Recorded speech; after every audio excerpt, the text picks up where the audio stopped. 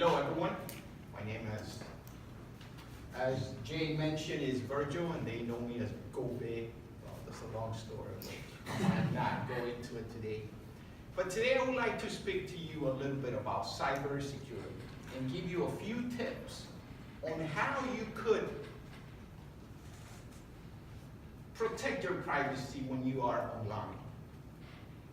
But I would ask you first, what goes through your mind when you either get to hear the news or read an article or the newspaper that Facebook announced that 50 million accounts has been breached?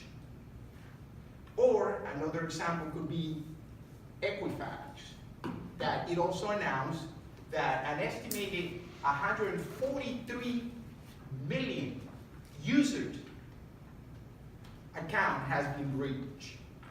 And this contains sensitive information about individuals: name, phone number, date of birth, social security.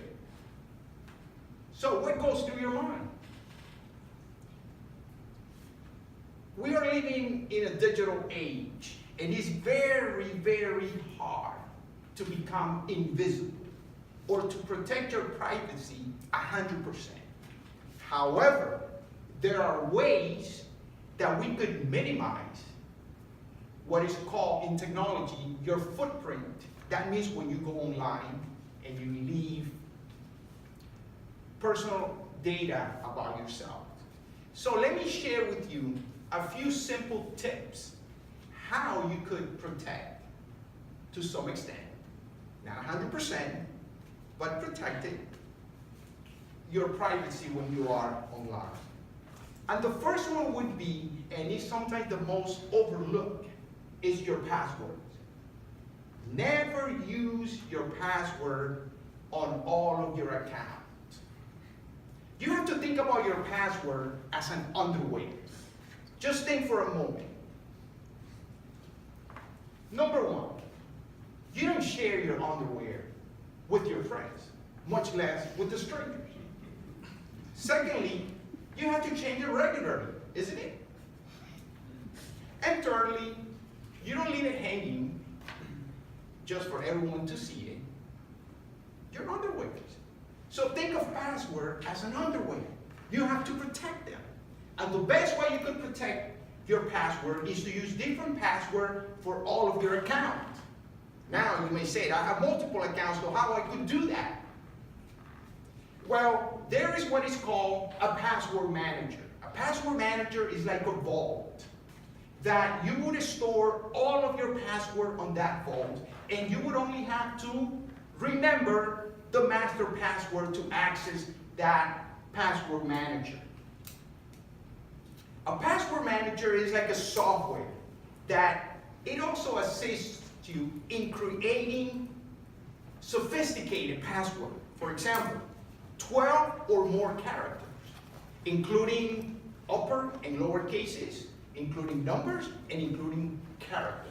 So the longer your password, the harder it gets for hackers to try to break it, or hack it, or crack it, like we call it. So I would definitely advise you to use a password manager. You could look it up online, so then you could minimize your footprint when you are online. Another tip that would be is to check your privacy settings on all of your accounts that you have online, social media, your web browser. Just go and for a moment check your privacy settings and make sure that you are not sharing information about you to people maybe that you don't even know. Because when we go online on social media, we're actually exposed to the whole world to have a look at our account. So if you want to limit the privacy, just check your settings and try to check on who you want to have access to view some of your data and some of the other data you don't want people to have a look at. Another tip is use a two-way authentication. Just think for a moment. our PantherSoft system is a two-way authentication. What happens when you try to log into PantherSoft? You have to use your login name, username, which is login, and a password. And then what happens? You receive a text on your cell phone or whatever other number you register. It is sent a code as a text message. So you have to enter that code and then you have access to PantherSoft. So that is what is called a two-way authentication method. A hacker might be able to get your password, but it also has to get access to your phone, which it becomes more difficult for that to happen. Instagram, Facebook, Twitter, all of those social media accounts, they now have a two-way authentication method. So make sure, later tonight, just go have a look, a quick look, and see if you have those settings up so that you can minimize some of your exposure when you go online. As I mentioned before, just to wrap this up, it is virtually impossible to become anonymous in the cyber world. However, there are steps that we could do to minimize some of our footprints and exposure, and especially our personal data for hackers to have access to it. And by following some of the tips that I just mentioned, you would, by a large percentage, minimizing you becoming a victim of your data being stolen or being breached.